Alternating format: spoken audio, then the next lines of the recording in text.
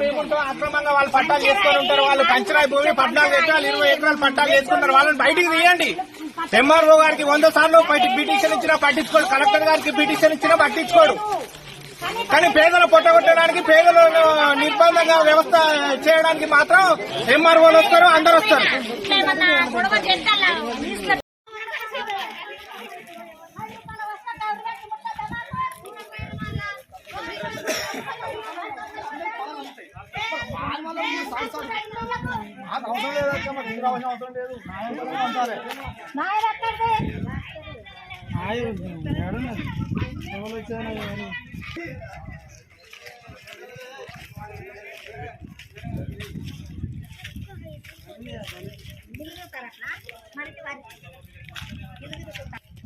వచ్చిర్రు సార్లు.